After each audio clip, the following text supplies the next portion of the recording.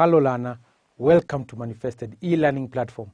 My name is F.A.M. Ngwiri and I'm a practitioner within the financial services industry in Kenya. Today, ladies and gentlemen, we are going to discuss about portfolio management. Focus is on contemporary issues and emerging trends.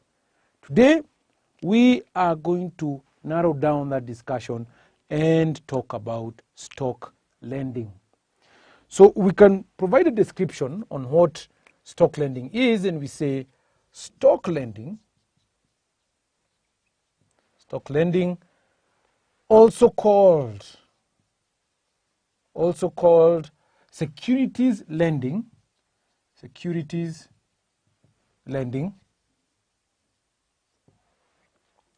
is the lending of securities by one party to another. That is what stock or securities lending is. Also called securities lending is the lending of securities by one party to another. We proceed on and say that the terms of the loan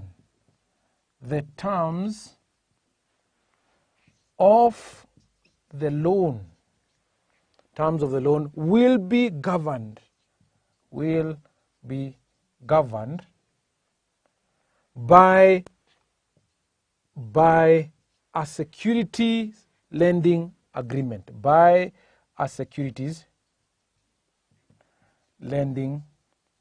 agreement,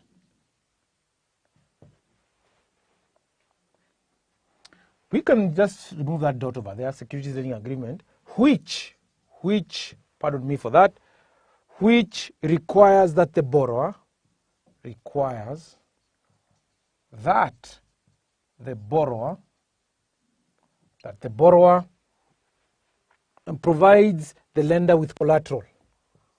provides the lender with collateral. In the form of cash or non-cash securities. In the form of cash or non-cash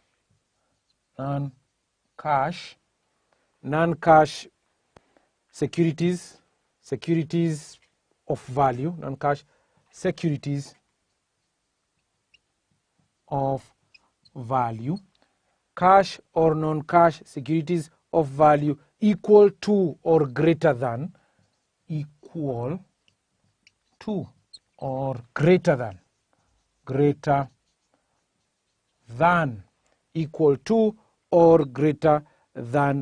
loaned security,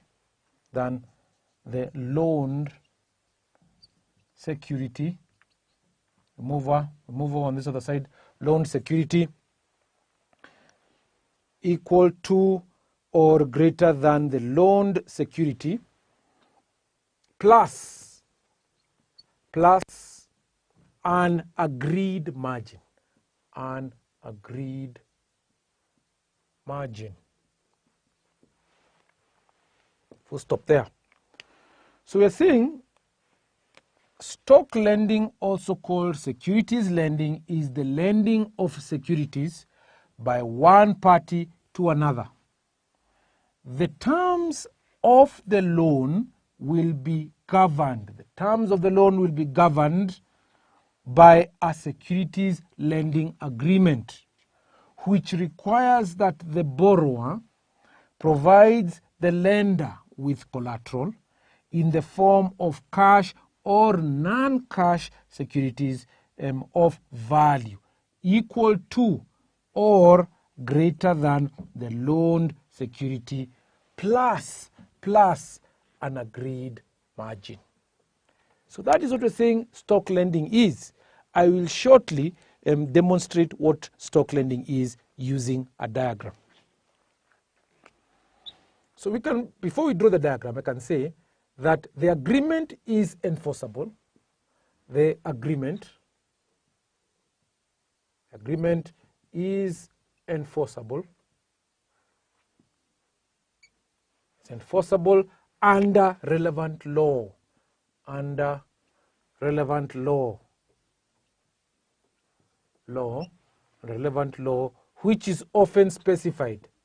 Which is often specified. It's often specified in the agreement. In the agreement. So we're saying that the agreement is enforceable under relevant law, which is often specified in the agreement. So this is the way securities lending or stock lending occurs. So on one side over here, we have what we call the lender, and on this other side over here, we have what is called the borrower.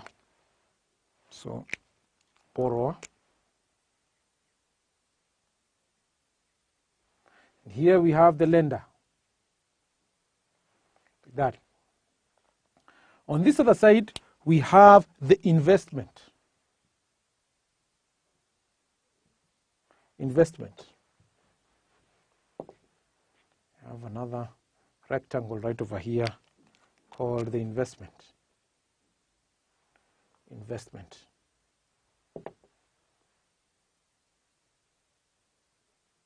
The investment. Now we are saying that the special arrows that highlight what securities lending are shown to you there. And I'll be able to label them in a bit. So the lender provides securities to the borrower. So here we are saying securities. Provides securities to the borrower, and the borrower is expected to provide collateral.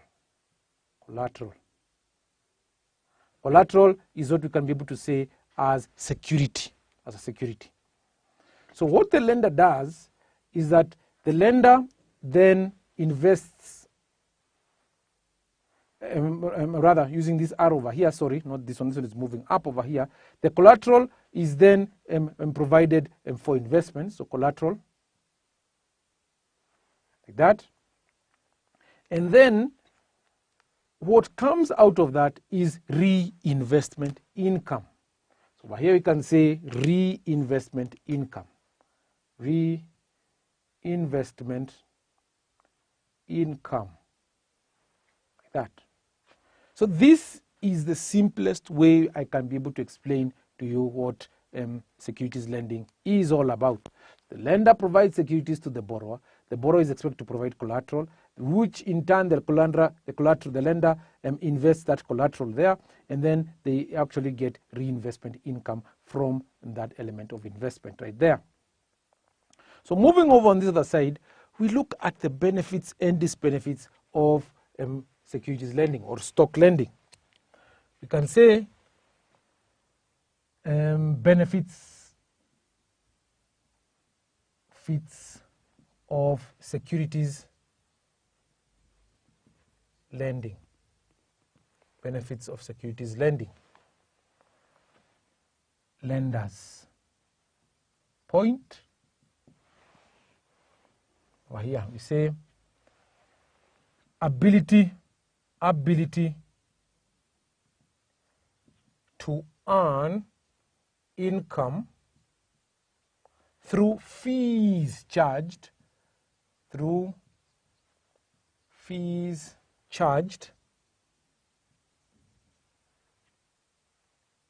to the borrower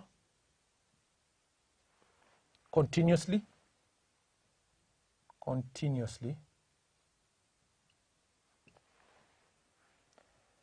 And then we also say that to the lender, it provides them with an ability to have diversification. So diversification.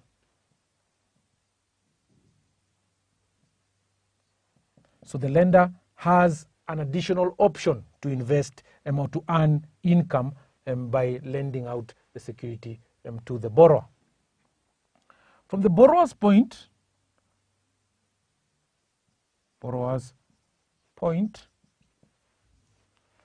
the benefit or the major benefit is that there are more options available to take. There are more options available to take additional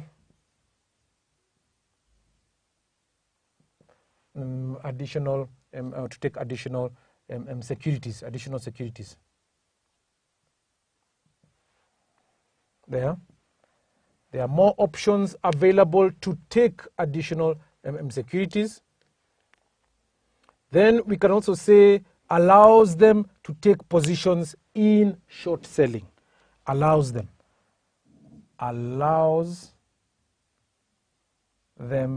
to take positions in short selling. That. Then now we go to disadvantages. Let me try and see if there's another advantage over here from the borrower's point. Increases liquidity. It provides for increased liquidity.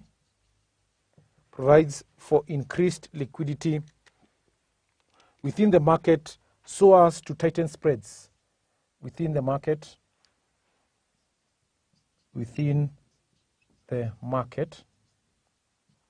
so as to tighten spreads.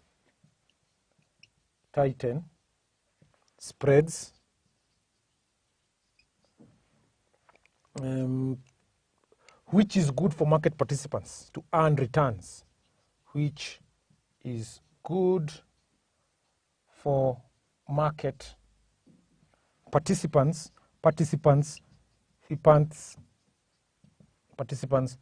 to earn returns. So here, let's look at the disadvantages. So disadvantages, these benefits of securities lending,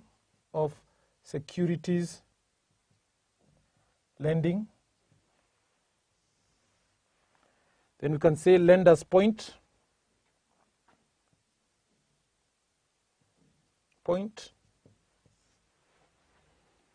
We can say the value of the collateral decreases. If the value of the collateral decreases,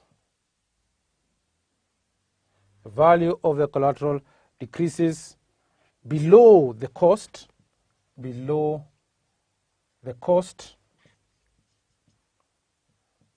the lender is disadvantaged. And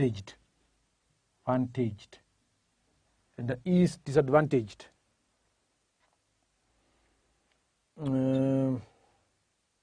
Another disadvantage is that if is disadvantaged there as well, the borrower may become insolvent. The borrower may become insolvent, leading to default risk,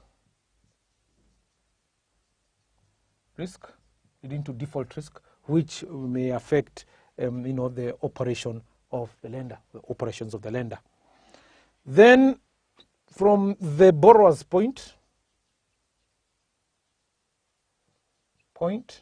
standpoint, if the value of the collateral increases, if the value of the collateral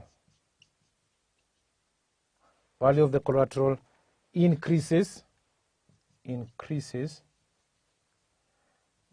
above the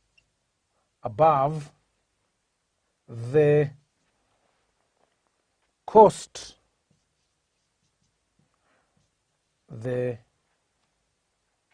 if the value of the collateral increases above the cost, the borrower is disadvantaged. The borrower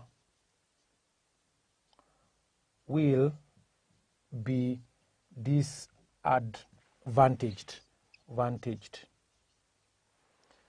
So we are saying that if the value of the collateral decreases below the cost, the lender is disadvantaged. As well, the borrower may be more insolvent, leading to default risk. From the borrower's point, ladies and gentlemen, if the value of the collateral increases above the cost, the borrower will be disadvantaged there. And if that happens, then of course it means that the borrower is going to really spend much more repaying the debt that they actually took in form of securities right over here. So this diagram right over here, ladies and gentlemen, I can be able to explain to you that is a rather simple diagram, but if you look at it from the lender's point of view, the benefits and disbenefits, the borrower's point of view, the benefits and disbenefits are pretty straightforward.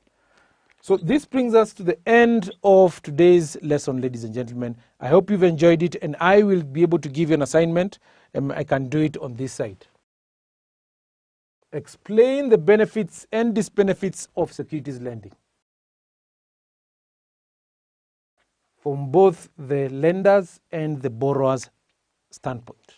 Thank you for being with Manifested Publishers. Be blessed.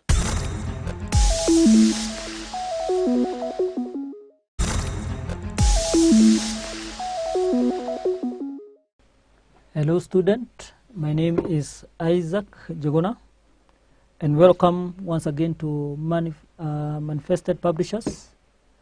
And last time we did a lesson on loan amortization, and I also gave you a question, or rather an assignment. I want us to look on it. So in this case, let's once again open our Excel. Click start, or rather we just write Excel at the start button. We write Excel. We open our Excel that way.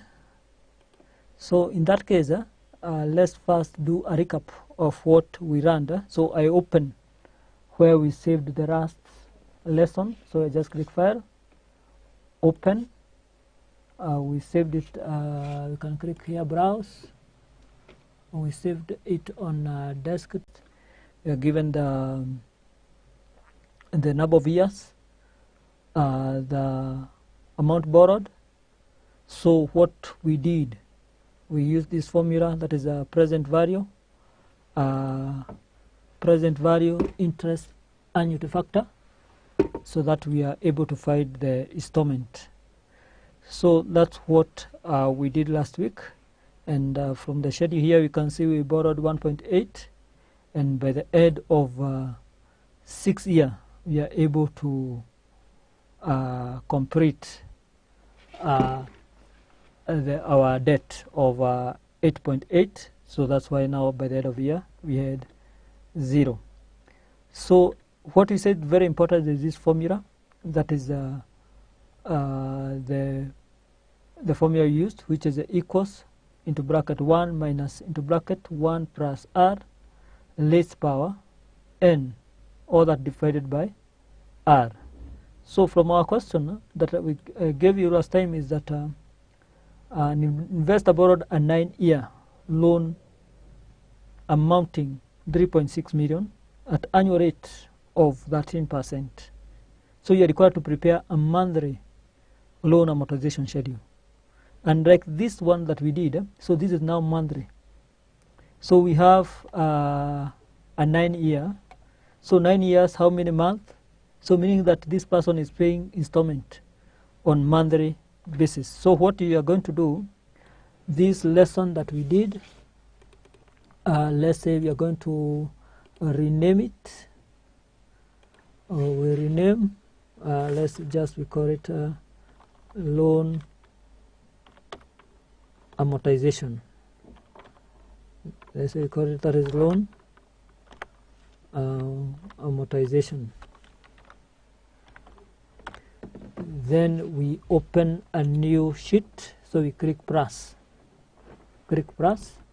So in that case, what you're going to do, let's just copy our question. So right click, copy. So I paste it in this other sheet. I just paste it somewhere here. Just paste it. So now we have our question. Our question here it is, and that is our assignment, that an investor borrowed a 9-year loan amounting 3.6 million at annual rate of 13%. You are required to prepare a loan amortization schedule. So just as we did with the other one, we're going to do the same. For that, let's now this one sheet, we right click, rename. We call it assignment. We call it that is a assignment. Then in that case, we prepare our schedule here. Just do it here at somewhere center. Let me increase the size a little bit so that it is visible.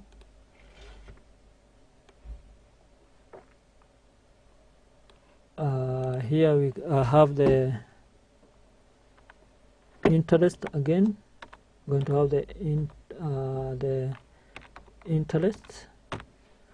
To the interest, also you have number of years, number of, now it is month, not years, number of months.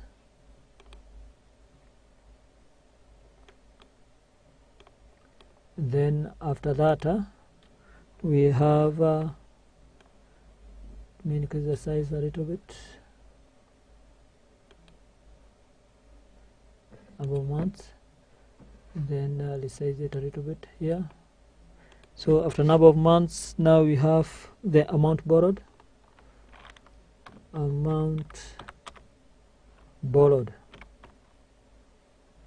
Is amount borrowed.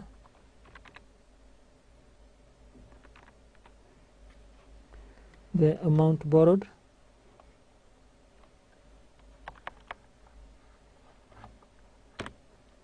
Then after that, we have the, also you're going to have a formula here, that is a present value interest factor of annuity. Then also you're going to have the installment. So you're going to have now the installment. So here the other one you had here, so here this is now months, and we have after months we have the month, we have the balance brought down,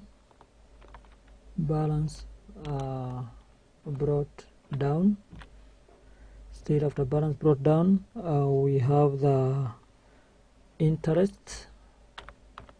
In this case, that is the interest amount. I have the interest. Then after the interest, we have the installment. Alright, installment. Can just double click here so that it fits.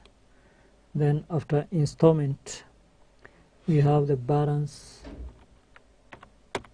carried down.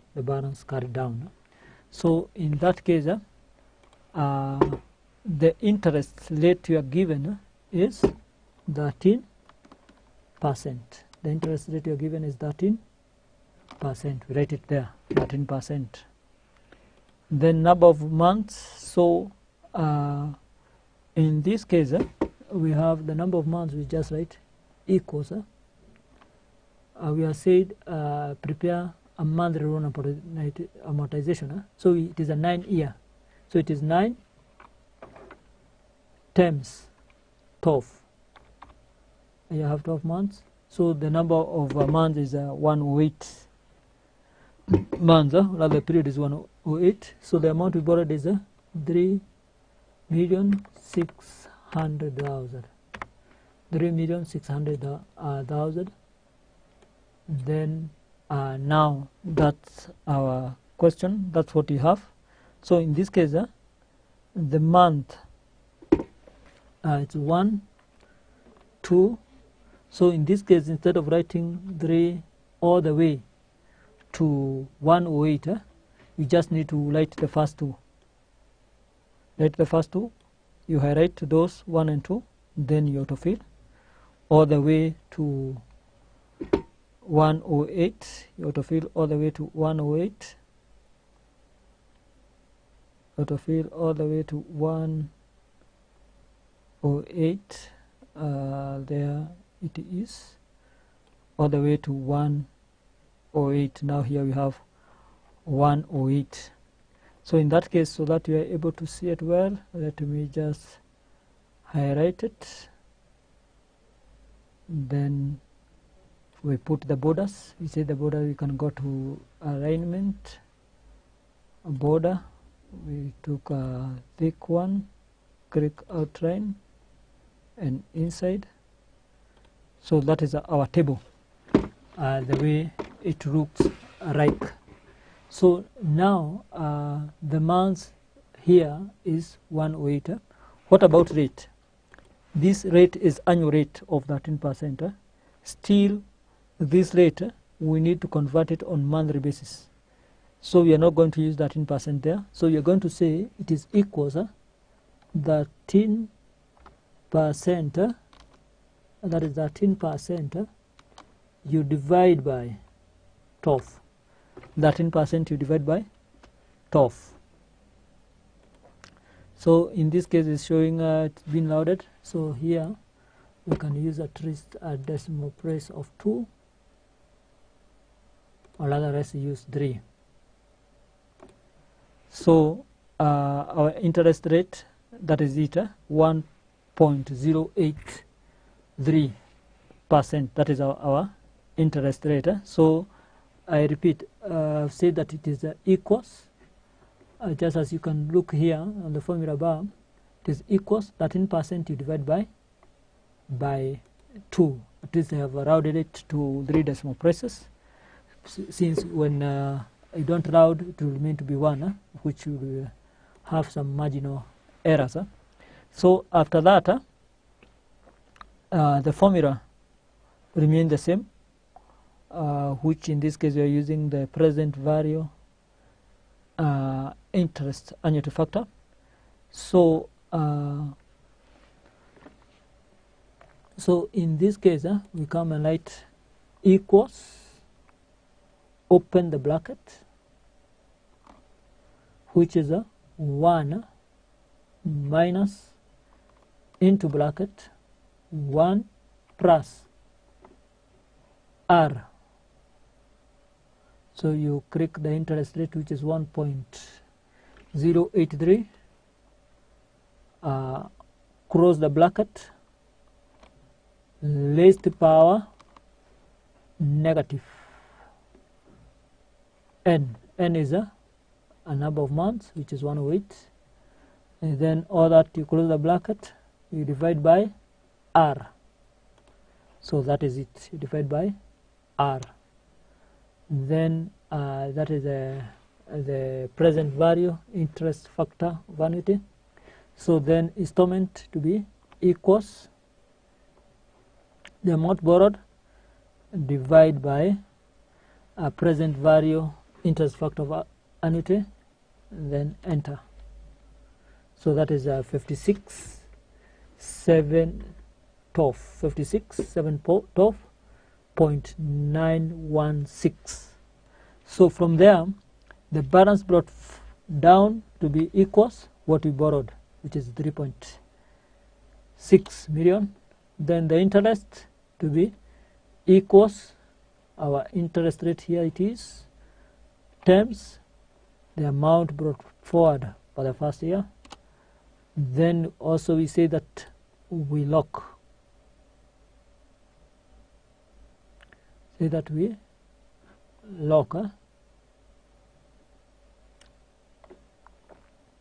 so we click this, we lock the interest rate part, shift 4 in between G, enter, and then the installment is the installment, you click that one, enter, which is 512.916.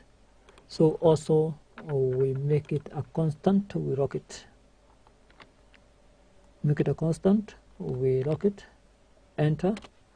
Then what will be the balance carried down? The balance carried down, it will be equals the balance brought down for the first year plus the interest minus what you paid, enter. So that is 358.2287.08. Then the balance carried brought down for the second year to be equals the balance carried down for the first year. Then the interest, it is equals the interest equals, our interest is this 1.083, that one, times the amount brought down for the second year, enter. Once again we lock, shift 4 and also shift 4 in between G, enter. Then from there the installment remain the same, so you click there, enter. So also we lock our installment, in that manner, enter. Then the balance carried down for the second year, equals this one minus, or rather that one, plus interest amount for the second year minus the installment for the second year, enter. So from the first example we say that you have to do the first, so this is for the second month, not for the first year, it is now you're talking of month, not year. You have done the first month and you have done the second month. So having done that, you come and highlight this row of second one, then you autofill. So you have to do the first one and the second one. Make sure that you have locked the interest rate so that this 1.083 remain constant. Also the installment part, also make sure that it is locked, and you lock by putting the dollar sign just as we have done. So after that you highlight the second row like that, you autofill all the way to 108, Then after that we said when it appears this way, just highlight the whole of it once again,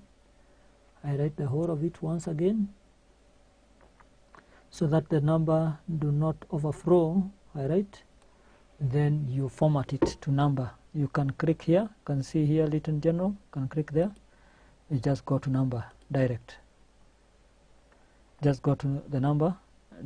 So now you can see here, or rather if you don't want to do that, shortcut, you can click number, then OK. So by the end of 108th month, we have completed our loan, which was a 9-year loan paid on monthly basis, and the rate is 13%. I hope now you are very comfortable and you have understood the loan amortization. You have understood the loan amortization, whether it is monthly, whether it is monthly, or whether it is yearly. Also, you can break it down into weekly. You can also break down into weekly. You see, if you're paying on a weekly basis, how would you be able to do it? So in this case, I'm going to give you another assignment.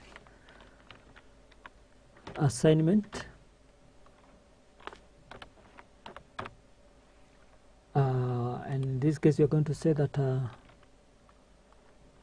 once again, and or let's say it's just a student borrowed. A student borrowed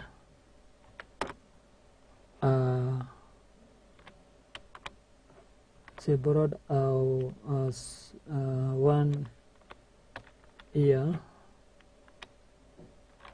loan amounting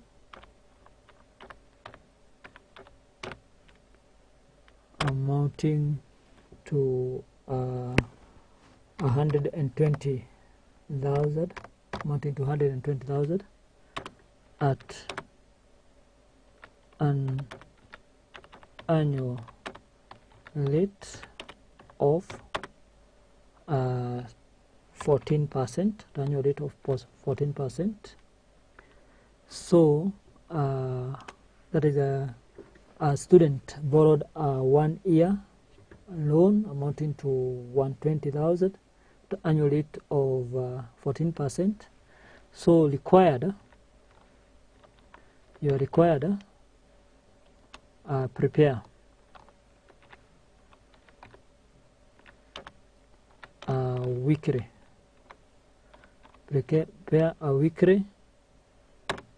loan amortization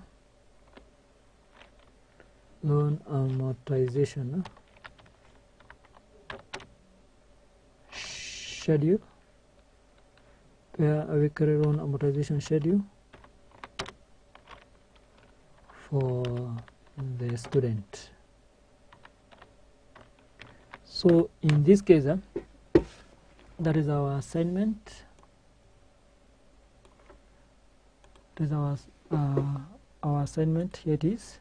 So that is a student borrowed a 1 year loan amounting to 120,000, the annual rate of 14%. So you are required to prepare a loan amortization schedule, to prepare a weekly loan amortization schedule for the student. So kindly do that assignment. I hope you are very comfortable with loan amortization. Next time you're going still to learn various things under still the topic of financial management. Thank you very much. God bless you and have a nice time.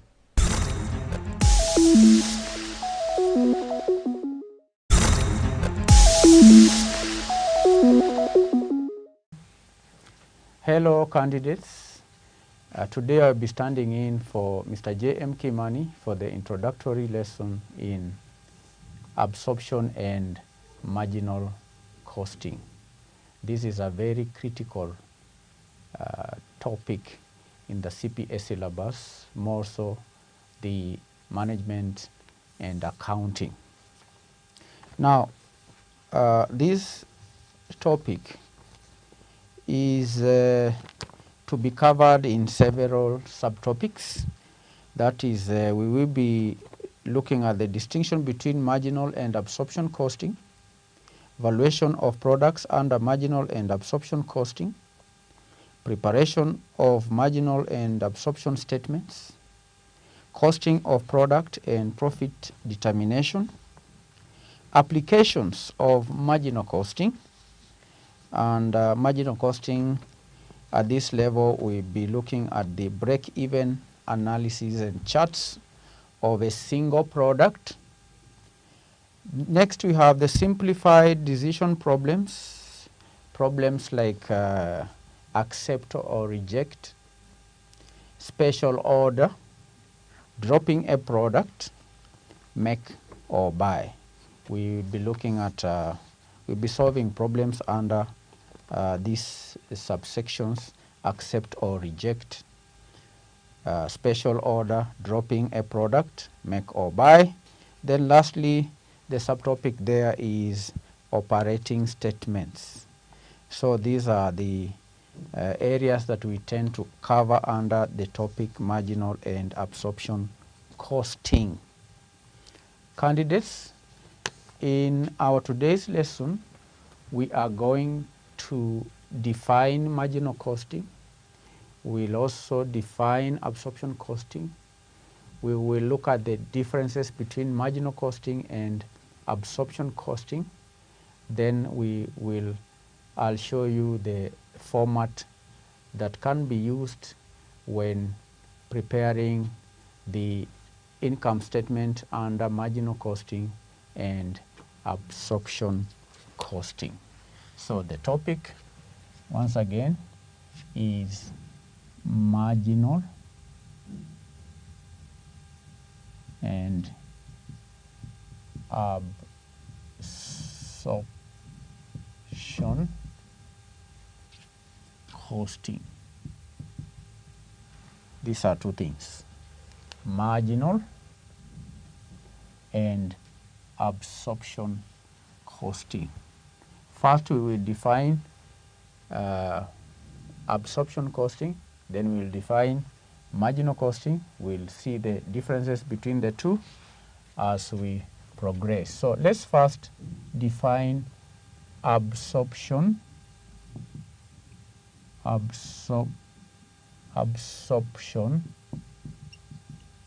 costing. Candidates, allow me to have two columns. Allow me to have two columns here where I'll define absorption costing, then I'll define marginal costing. Marginal costing. Now, candidates, absorption costing is a technique,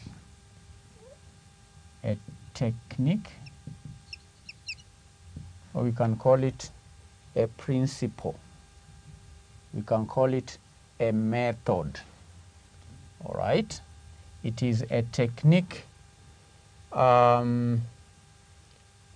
where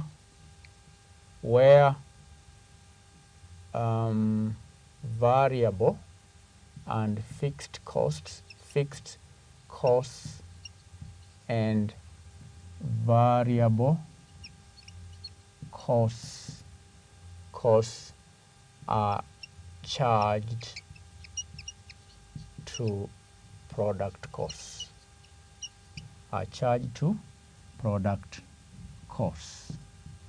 It is a technique in preparation of the income statement. It's a technique used in preparing an income statement, and under absorption costing, fixed costs and variable costs are charged to the product cost. Are absorbed. Okay, both fixed costs and variable costs are charged to the product cost. In other words, when determining the cost of a product, then the fixed cost and the variable cost of producing that product are taken into account.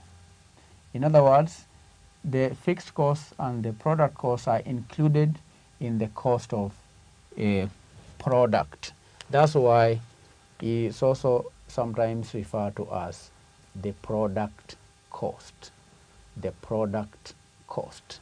This is also referred to as a product cost, or this technique can be referred to as product costing. Product costing. Product costing. In other words, I've said all costs are identified to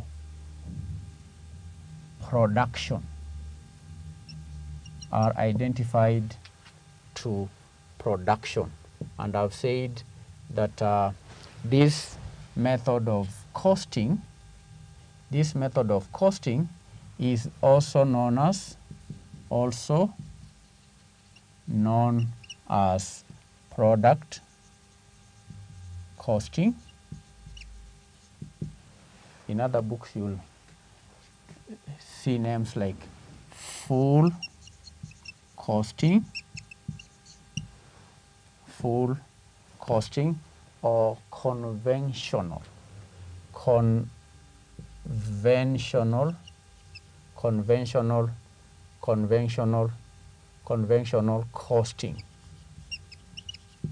conventional costing. So that is absorption costing. How about marginal costing?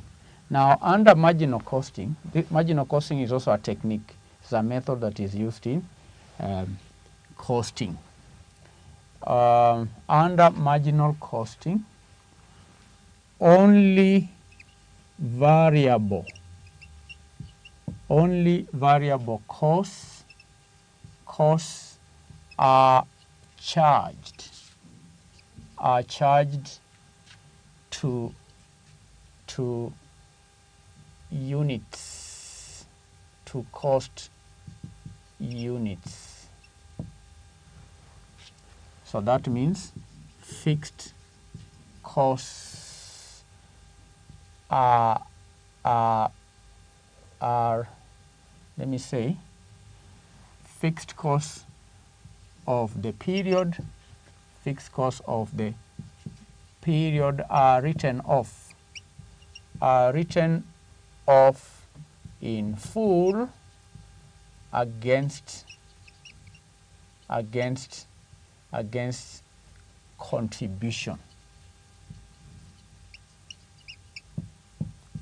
contribution. Shortly, I'll be defining contribution.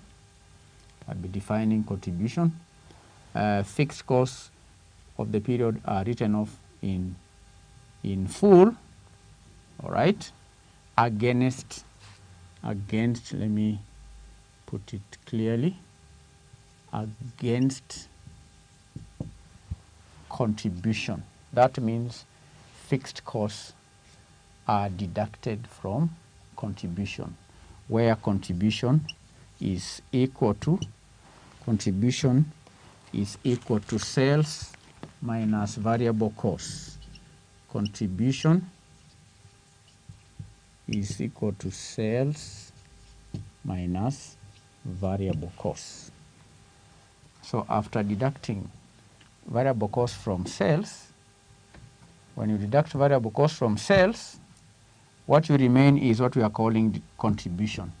It is from this contribution that we deduct the fixed costs of the period. This is unlike the absorption costing, where there is no distinction. No distinction is made between the costs. All costs are absorbed. All costs are absorbed when determining the cost of a product. The cost of a product. So marginal costing,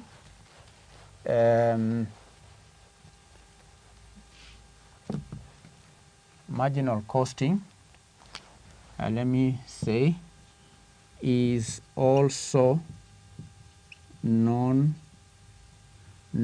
as direct costing. Is also known as direct costing or variable costing. Variable costing or direct costing. Direct costing. So these are the main differences. Learners, let me take an example of this pen. Now, this pen, this one here, there are certain costs that are attributed to this pen. And according to this method, the absorption method, when using this technique, all costs, both fixed costs and variable costs, are absorbed or they are identified to this pen. Okay, this pen may have, for you to produce this pen, you may need direct material, you may need direct labor, you may need direct expenses, you may need to incur fixed production overheads, you may incur variable production overheads, and so on. Okay, so when determining the price or the cost of this pen, then you take into consideration all these costs.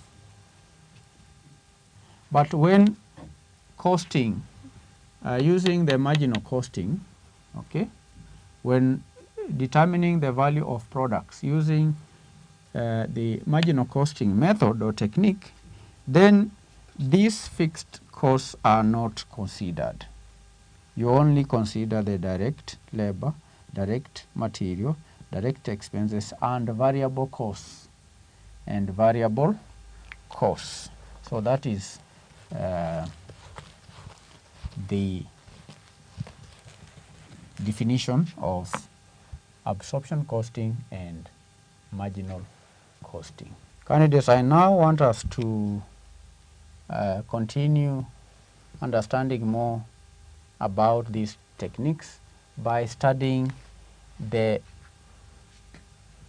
differences or the distinctions, the differences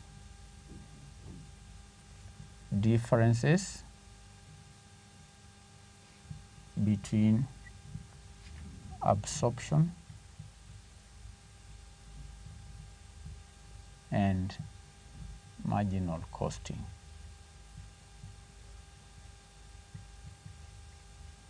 You can learn more about these two by studying their differences, and these differences can be based on certain factors like the segregation of costs. The distinctions can be made based on, let me write here, basis of distinction number one can be the segregation from marginal costing.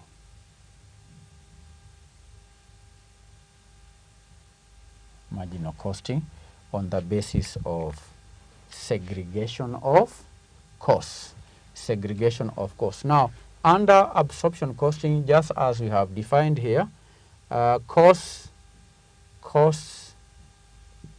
are never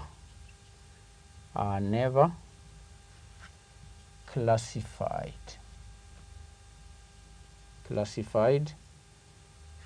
into fixed and variable. You don't classify all the costs. All the costs are allotted. All the costs are absorbed. But under marginal costing, costs must be classified. costs must be classified into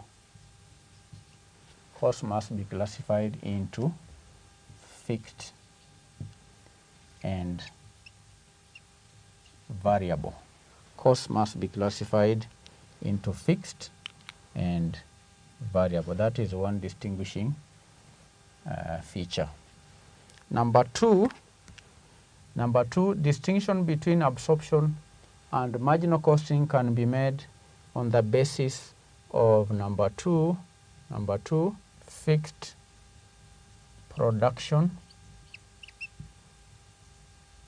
overheads. Fixed production overheads. Under absorption costing, fixed production overheads are included in cost per unit. Because remember here there is still no distinction. But under marginal costing, fixed production overheads are not included in the cost per unit. If you are to produce this pen and you are costing, under marginal costing, the fixed production overhead, this is the factory cost, is not included in the cost of that pen. That is number two, the second distinguishing feature. Then number three, we can distinguish absorption and marginal costing on the basis of valuation of inventories or stocks. Under absorption costing, stocks are valued at total cost, that is fixed plus variable cost. Valuation of stock is based on the total cost. Under the marginal costing, stocks are valued only at variable cost. Stocks are valued only at variable cost. That is number three. Then we move on to number four. Another method will be ascertainment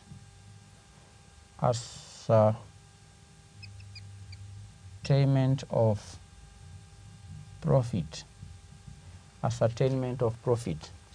Under absorption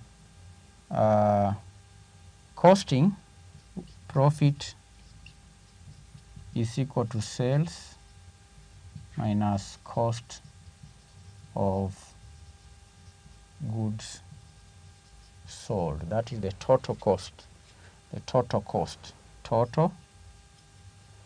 of goods sold. But under marginal costing, ascertainment of profit is not the same, it's different. Under marginal costing, ascertainment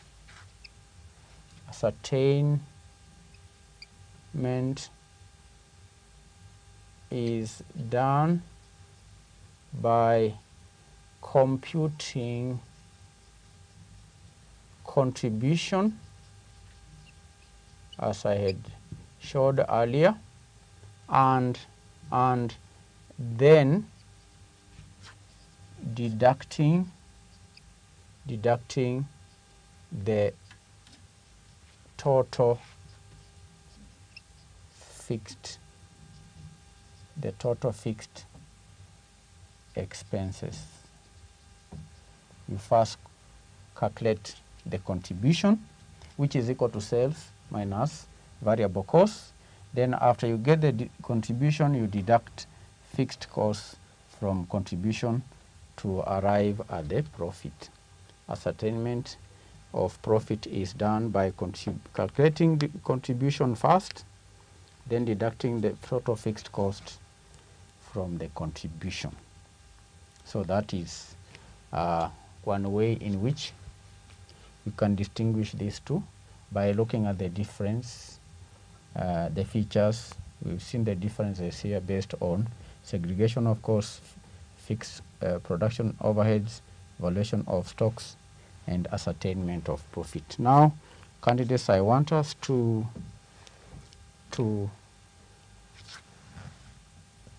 show you the format of both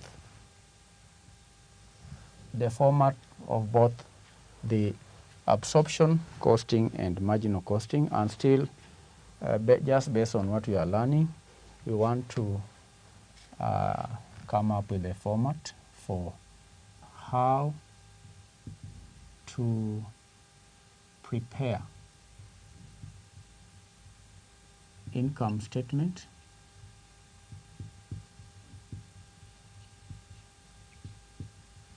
using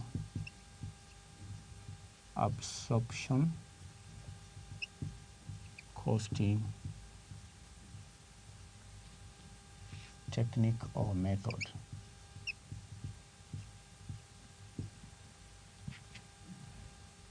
So first we have the sales as usual. Then from these sales we deduct the cost of goods produced. The cost of goods produced, which will be equal to less manufacturing cost of goods sold. How do we get that? We take the direct labor, direct labor, we add direct, let me begin with direct material, direct material, we add direct labor, we add direct expenses, we'll add variable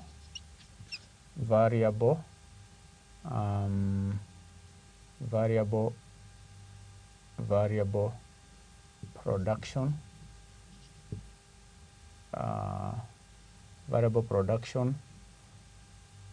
overheads. I add, this is absorption, I'll add the fixed production overheads. So additions here. So what we have here will be the cost of goods manufactured, cost of goods produced or manufactured, cost of goods produced. So we take the direct material, direct labor, direct expenses, variable production overheads, variable production, fixed production overheads. Under absorption costing, we don't segregate, all right? All the costs are allotted or identified or absorbed or identified. Then after that, we will come and add opening stock, then less closing stock,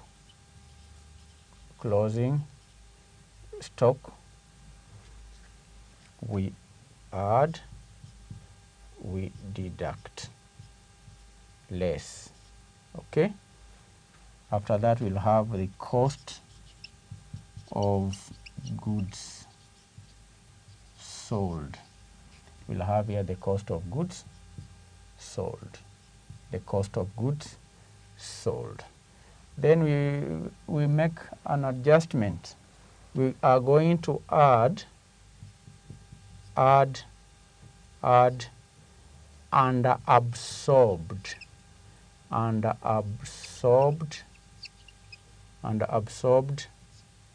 fixed production overheads, then less overabsorbed fixed production overheads. We add, we subtract. Then what do we get here? After that, we are going to get the adjusted cost of goods sold. That will be the adjusted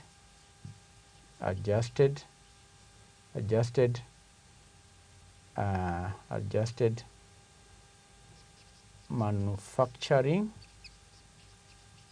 cost of goods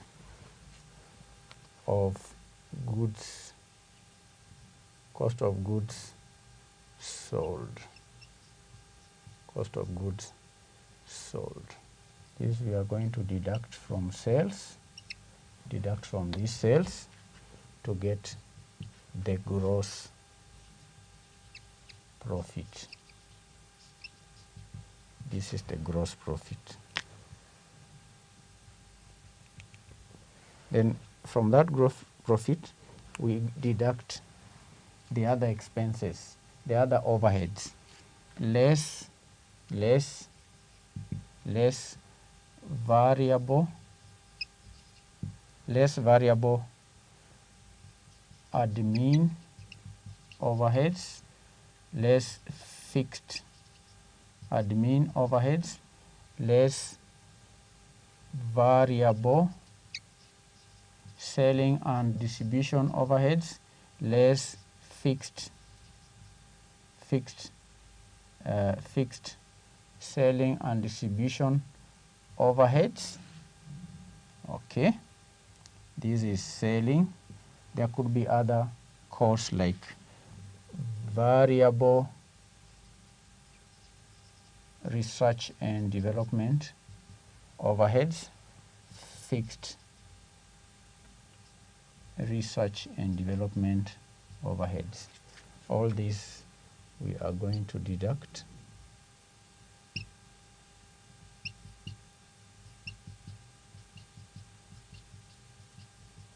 This total we are going to deduct from the gross profit, and the final amount here will be the profit, net profit. The net profit under absorption costing. Under absorption costing. That is the net profit. So you have realized or noticed, candidates, that we have deducted virtually all the costs, both variable and fixed. Now coming to the preparation of the income statement using marginal costing, this is how to prepare income statement under marginal costing.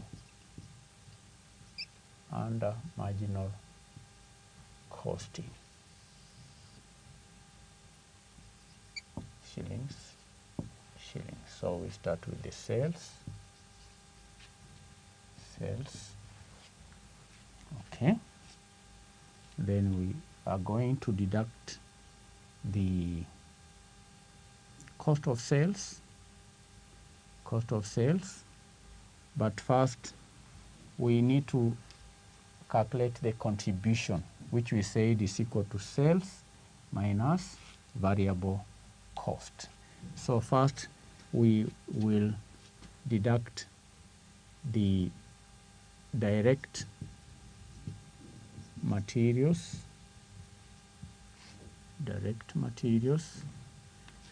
followed by direct labor, followed by direct expenses, These three is what we call the prime cost. That is the prime cost. Then we add variable production overheads. What we'll have here is the variable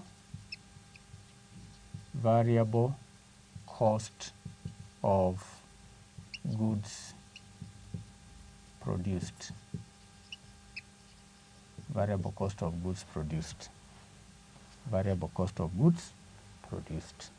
Then we go ahead and add opening stock.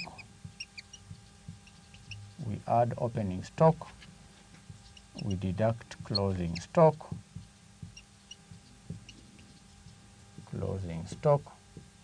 What we have here will be the variable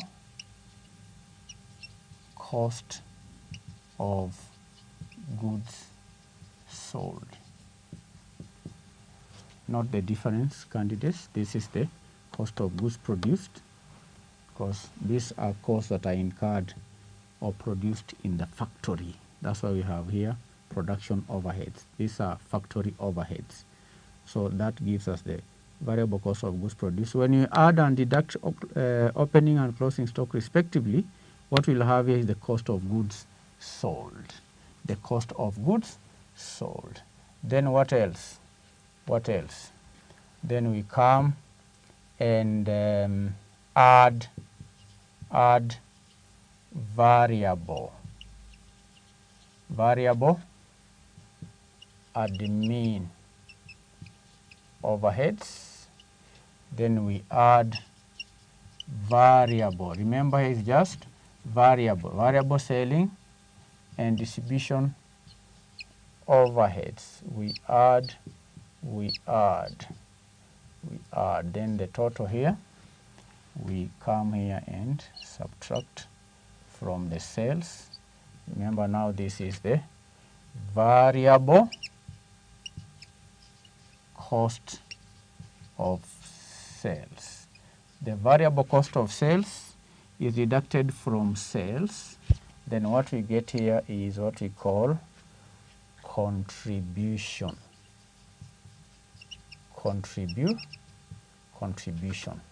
What we have here now is the contribution. Now it is from this contribution that we are going to deduct the other fixed expenses. All these are variable expenses that we have deducted from sales to give us the contribution. We now go ahead and deduct the fixed overheads less fixed overheads. And what are these overheads? These are fixed, number one, fixed production overheads. These are overheads that are incurred in the factory. Remember, here we did not deduct, but under the absorption costing, you see where the deduction is made, because we are not segregating. We are accumulating the costs as they are incurred. But under the marginal costing, the fixed overheads will be deducted way after we have determined the contribution. So that is the fixed production overheads. Then we have fixed admin overheads. Then I have the fixed selling and distribution overheads. Okay, so all these overheads are to be deducted from the contribution to get what I'm calling here net profit under marginal costing. Net profit under marginal costing technique. Net profit under the marginal costing technique. That is the format. Thank you, candidates, for appearing in this initial class of the marginal and costing. We have defined absorption, that is marginal costing and absorption costing. We have defined the marginal costing and absorption costing. We've given the distinction between the two, and I've shown you the format. In the next lesson, Mr. J.M. Kimani will continue with the lessons. He's going to do a comprehensive comprehensive question, and through that question he will also demonstrate to you the under absorbed fixed production costs and the over absorbed fixed production costs. Why is it that under the absorption costing we have over absorption of fixed costs, and we may have over absorption of fixed costs or under absorption of fixed costs, yet in the marginal costing we do not have such absorption, under absorption or over absorption. Under marginal costing, over and under absorption costing does not arise, and that will be explained in our subsequent lesson.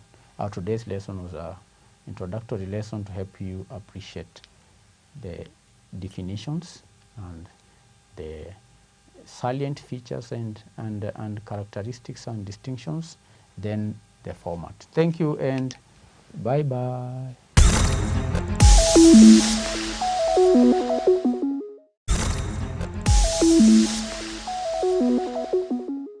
Dear learner, thank you so much for continuing your study sessions with us. We are still trying to understand further about the futures markets and contracts. In this session, we are going to look at the pricing of interest rate futures. Pricing of interest rate futures contracts. Futures contracts. Now, remember in our previous study sessions, we have been able to establish that pricing follows the general foundations. So, pricing follows the general foundations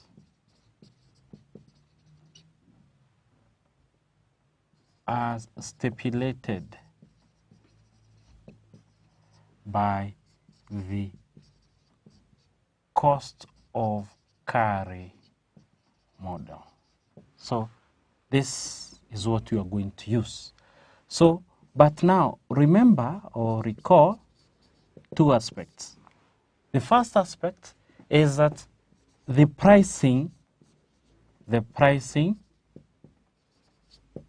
of a short-term interest rate,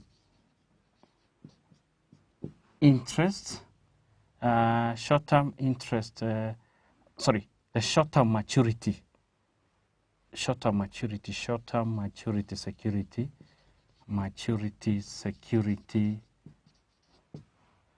and this is a T-bill or a T-bill. Generally is done on a discount basis. So we saw that how we price or we quote the price of a T-bill is on a discount basis. Now, means that the issuer, For example, the Central Bank of Kenya would issue the security, would borrow at maybe Kenya shillings 98, and at maturity be able to redeem that issue at a par of maybe Kenya shillings 100. That is a discount basis. Then we should also not forget our timeline. Our timeline. Because we are dealing or we are interested in managing the interest rates, so we should be able to enter into a contract today, which is time 0, and that contract will begin in some future time h for a borrowing that will continue for a period of m months, such that now that borrowing will end at h plus m. So this is the expiration, and this h plus m is the maturity of the underlying T-bill. Maturity of underlying T-bill.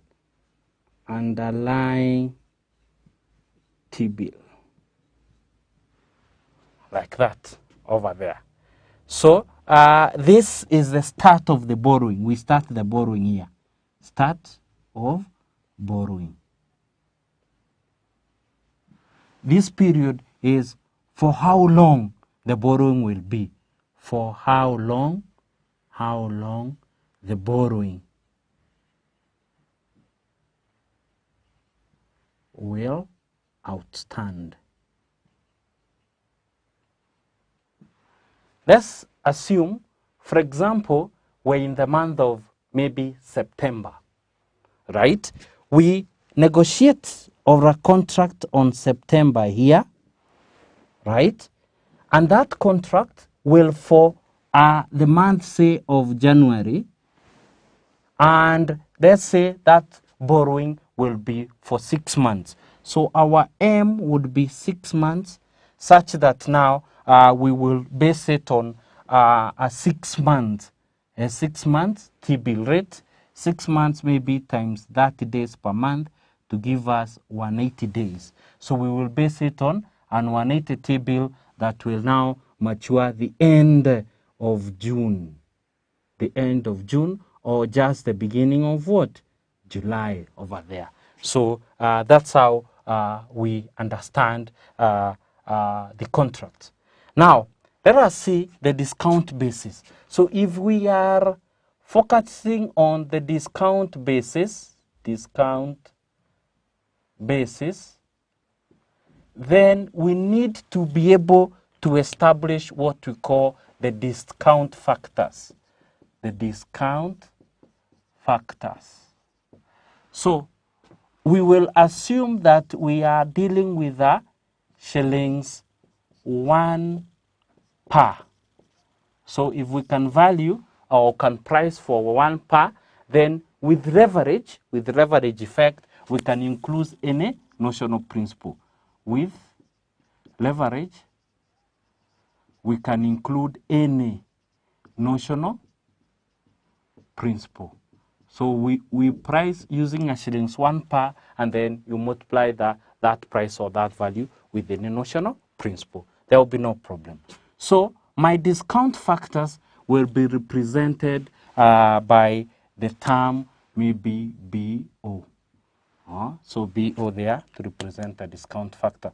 For example, let's say my BO for H days here, the expiration, so will be what?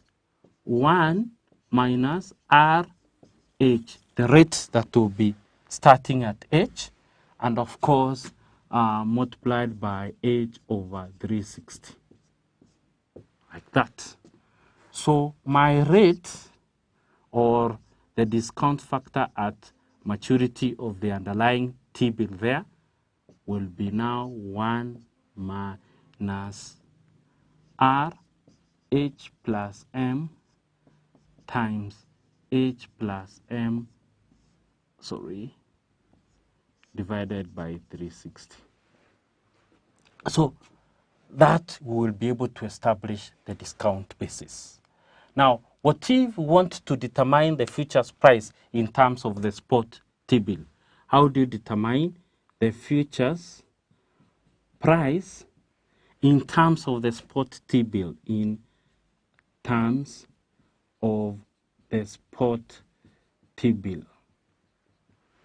Remember, with the general postulations of the cost and carry model, is that we are going to use an underlying instrument now. So we're supposed to determine the futures price. So by that now, our futures price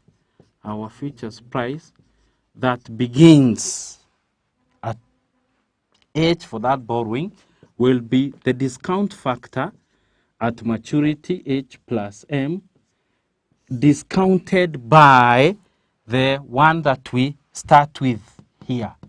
So we will discount with the rate that we begin with, our BOH. So therefore, there we'll be able to determine the futures price. Now, we now continue further, and based on the cost of carry model, we are going to compound at an appropriate risk-free rate. So futures price as a spot price compounded at the risk-free rate, compounded at risk-free rate. Now, this one, our futures price here, H, will be our BO, the interest, the discount factor, H, times discount factor at H per term at maturity of the T-bill, times 1 plus RH over there, then that is to H over 365. So remember now, the notation will take the full number of days because this is the compounding aspect. So compounded, we take the full number of days. So what is, after this futures price, from a speculator's perspective, we will need to know if they are going to engage in this contract. They are going to engage in this contract. They must now be able to be compensated by discount rate, the discount rate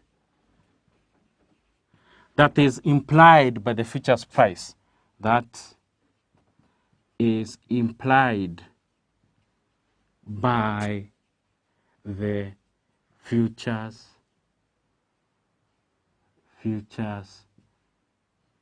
price.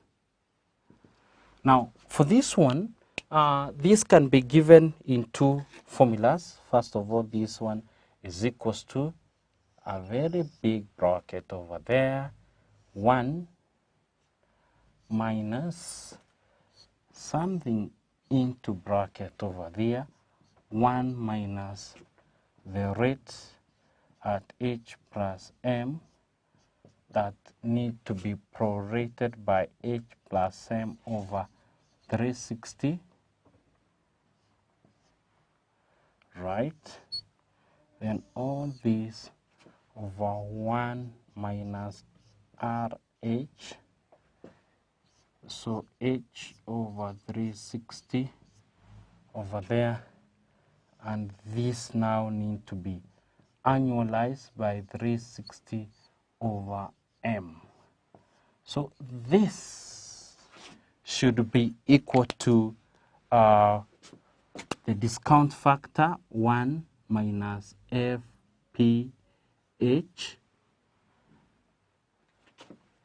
and then this is times 360 over M. So from a speculator's perspective, he needs to know how much he will be compensated. And this formula was very in line with what we saw as the formula for getting a compensation factor from the forward rate, which can even equate to this. Now, after that, we will need to know the implied repo rate. Implied repo rate. Before continuing, it is very important for us to be able to discuss what a repo rate is. Repo rate comes from a repurchase agreement. Now, in financial market, and you might have studied it elsewhere, especially in fixed income instrument, a repurchase agreement is an agreement in which the issuer of the same of the security promises to buy back the security at some future date. For example, KCB would like to issue a Kenya shillings 100 security, 100 million security. So, and this one, they will approach another bank, like the cooperative bank.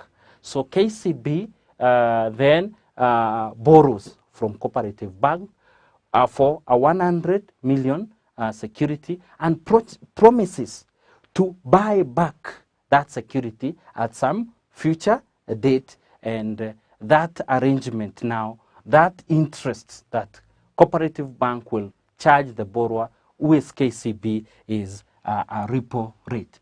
Such an arrangement could be borrowings that are of short-term basis, like on an overnight, that is for 1 day maturity, or even for short-term basis, like 3 months or so forth. So same concept will underpin the pricing of interest rate futures contract. We need to be able to see that.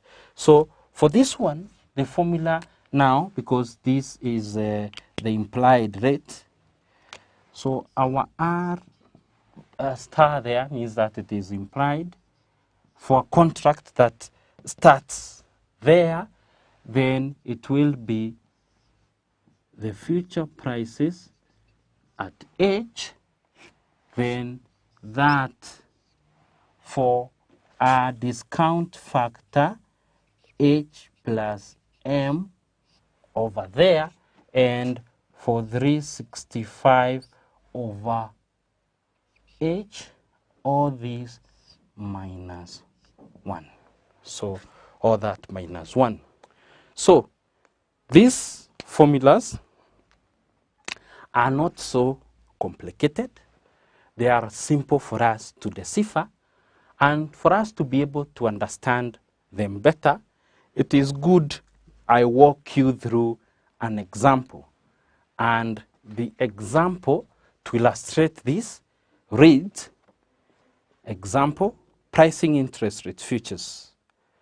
A futures contract on a treasury bill expires in 50 days. The T-bill matures in 140 days. The discount rates on T-bills are as follows. A 50-day bill is 5.0% and a 140-day bill is 4.6%. Required, part A, find the appropriate futures price by using the prices of the 50 and 140-day T-bills. Part B, find the futures price in terms of the underlying spot rate compounded at the appropriate risk-free rate. Part C, convert the futures price to the implied discount rate on the futures. And from that part then, this question will also help us understand the theoretical and reality price of futures, that is, the comparing the calculated value of the futures versus the market value. So for us to be able to understand those concepts, the part D of this example now talks. Now, assume that the futures contract is trending in the market at an implied discount rate of 10 basis points lower than is appropriate. Given the pricing model and the rule of no arbitrage, demonstrate how an arbitrage transaction could be executed and show the outcome. Also, calculate the implied repo rate and discuss how it will be used to determine the profitability of the arbitrage. So our example here now is the pricing interest rate futures. So part 1 is asking for now to be able to arrive at the discount factors. So we need to draw our timeline. We need to draw our timeline such that now today is 0, which is today here. And we have our H, which, but the question says now is 50 days at 5.0%. And we have our H plus M. This now is 140 days. 140 days we have been given as 4.6%. So this is 0.05. This is 0.046, like that. So part A, then we are going to use these formulas. So it will be 1 minus the rate at H is 0.05 and multiplied by H is 50 days over 360 to give me. For the other one will be 1 minus the rate at H plus M is 0.046 times the number of days H plus M now will be what? Will be 140 over 360. And given this, we can be able to determine our M. So our M now will be, if we want to get M, and we have been given the H, and we know H plus M. So it is like saying minus 1 of it. So it is here, it is like saying, if I'm being given my H plus M is equals to 140, and my H is equals to 50, my M is equals to 140 minus H, M is equals to 140 minus 50, which is equals to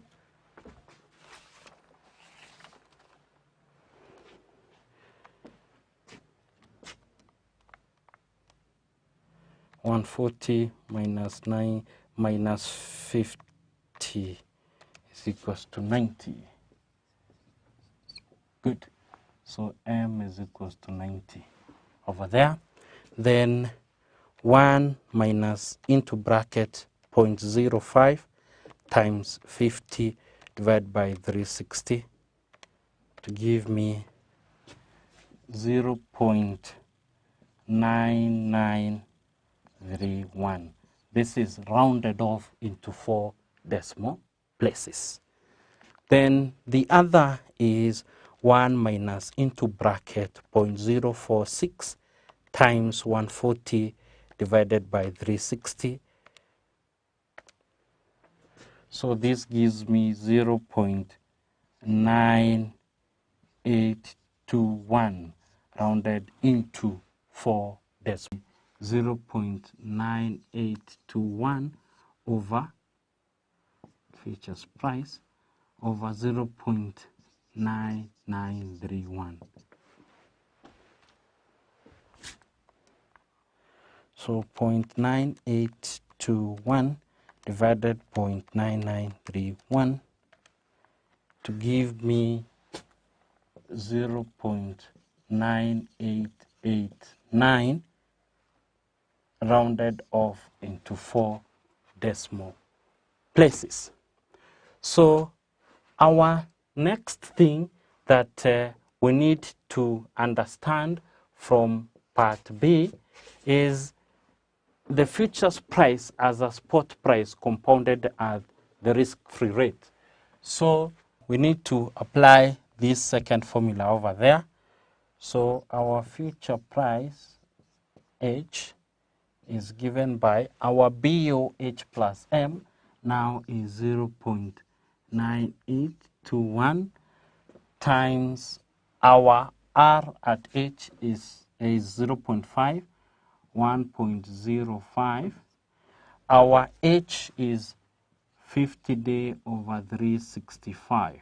So we use the full number of days, and this gives me 0.9821 times 1 into bracket 1.05 raised to power into bracket 50 divided by 365, close that bracket, close another one, to give me 0.9889.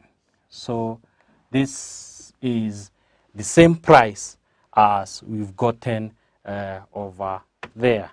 Now we need to proceed with part C of the question, and with part C, now they are requiring the discount rate that is implied by the futures rate. So we are going now to apply this formula over there. So we know now this is equals to 1 minus the futures price. We have found it to be 0.9889 multiplied by 360, and our M we obtained at 90, and this one gives me into bracket 1 minus 0.9889, close the bracket, times 360 divided by 90. So 0.0444.